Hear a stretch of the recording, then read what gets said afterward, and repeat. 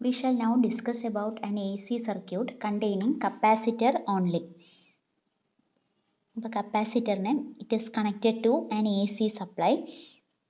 ഈ കപ്പാസിറ്ററിന് അക്രോസ് വരുന്ന potential V equal to if the charge on the capacitor is Q and the capacitance is C, we know that potential V equal to Q by C.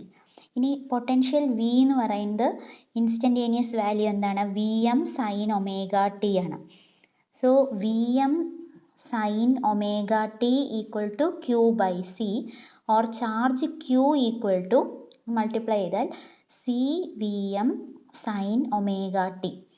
ഇനി charge കിട്ടിക്കഴിഞ്ഞാൽ നമുക്ക് current കണ്ടുപിടിക്കാൻ എന്ത് ചെയ്താൽ മതി? Current I is equal to dq by dt, that is derivative of this. അപ്പോൾ CVm എന്നുള്ളത് constants ആണ്. Derivative of sine theta is cos theta. പിന്നെ ഈ omega T we are differentiating with respect to time. അപ്പോൾ omega T എന്നുള്ളതിൽ ഒമേഗയും കൊണ്ട് multiply ചെയ്യണം അല്ലേ? ഡെറിവേറ്റീവ് കണ്ടുപിടിക്കുമ്പോൾ ഒമേഗ ടി എന്നുള്ളതിൽ ഒമേഗ കൊണ്ട് മൾട്ടിപ്ലൈ ചെയ്തു. So we have C omega V M cos omega T എന്നുള്ളതിനെ എങ്ങനെ എഴുതാം? സൈൻ 90 പ്ലസ് തീറ്റ അല്ലേ? Sine pi by 2 plus omega T. അപ്പോൾ we have I is equal to V M. ഈ C omega എന്നുള്ളതിനെ നമ്മൾ 1 ബൈ സി ഒമേഗ എന്ന് എഴുതുന്നു. We are writing it as 1 by C omega. പിന്നെ സൈൻ 90 പ്ലസ് ഒമേഗ ടി എന്നുള്ളതിന് പകരം omega T plus 90 or pi by 2 റേഡിയനിൽ. So we are now going to write this quantity Vm by 1 by c omega as Im, the maximum value of current when sin theta is equal to 90 degree. ഈ omega t plus pi by 2 90 degree ആകുമ്പോൾ we have sin 90 equal to 1 and I is equal to Im, the maximum value of current. അപ്പോൾ I is equal to Im sin omega t plus pi by 2. This is the instantaneous value of current. Instantaneous value of voltage V equal to Vm sin omega t. അപ്പോൾ ഈ current is leading the voltage അല്ലെ? Current I equal to Im sin omega t plus pi by 2 എന്ന് പറയുമ്പോൾ current is ahead of the voltage by 90 degree. ഇനി Im എന്നുള്ളത് എന്താണ്? Im is equal to Vm by 1 by C omega. അപ്പോൾ ഇവിടെ നമ്മൾ റെസിസ്റ്റൻസിന് പകരം എടുത്തിരിക്കുന്ന ടേമാണ് ഇപ്പോൾ I is equal to V by R. ആറിന് പകരമാണ് ഇത് വരുന്നത്. We can write this as X C. X C is the capacitive reactance. X C is the capacitive reactance and that is equal to 1 by C omega.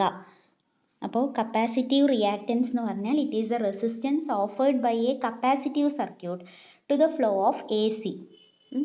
Inductive reactance പോലെ capacitive reactance is a resistance offered by a capacitive circuit to the flow of A C equal to 1 by C omega. Now we know that omega is equal to 2 pi F. അപ്പോൾ ഇതാണ് capacitive റിയാക്റ്റൻസിൻ്റെ formula. ഇനി when frequency increases, ഈ frequency F increase ചെയ്യുമ്പോൾ അത് ഡിനോമിനേറ്ററിലാണ്, അതുകൊണ്ട് capacitive reactance decrease ചെയ്യുന്നു അല്ലേ? അപ്പോൾ എ സിൻ്റെ ഫ്രീക്വൻസി കൂടുന്തോറും കപ്പാസിറ്റീവ് റിയാക്റ്റൻസ് കുറയുകയാണ് ചെയ്യുന്നത്. Now in the case of D C, for D C there is no frequency അല്ലേ? ഡയറക്റ്റ് കറൻറ്റ് സ്റ്റഡി കറൻ്റ് ആണ്, അതിൻ്റെ ഫ്രീക്വൻസി എഫ് 0 ആണ്. അപ്പോൾ ഈ എഫ് 0 ആയാൽ എക്സ് സി എന്താവും? 1 ബൈ 0 എന്ന് വരും. X C equal to 1 by 0 and that is equal to infinity. 1 by 0 equal to infinity. So we have the property of the capacitor. A capacitor blocks DC. Capacitor is offering infinite resistance to DC. അല്ലേ? അപ്പോൾ capacitor blocks DC and allows AC to pass through it. Capacitor is offering infinite resistance to DC. Frequency 0 ആയതുകൊണ്ട് it is blocking DC but it allows AC to pass through it. ഇൻഡക്ടറിൻ്റെ നേരെ opposite ആയിട്ടാണ് കപ്പാസിറ്ററുടെ കേസിൽ വരുന്നത്.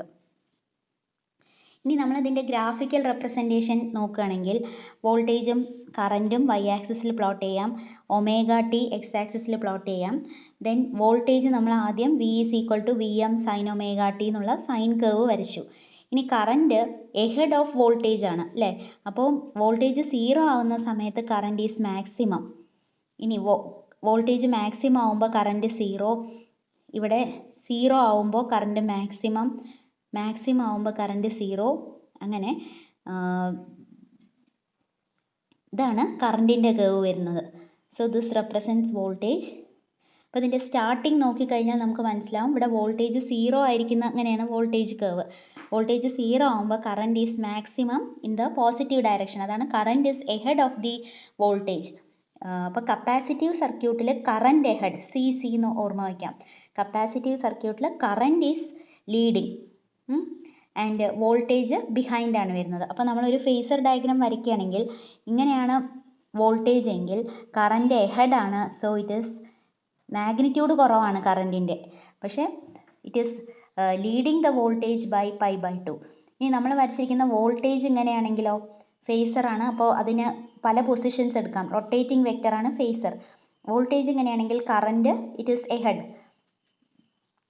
അല്ലേ, ഇത് വോൾട്ടേജും this represents current is capacitive സർക്യൂട്ടിൽ current is leading and voltage is behind the current.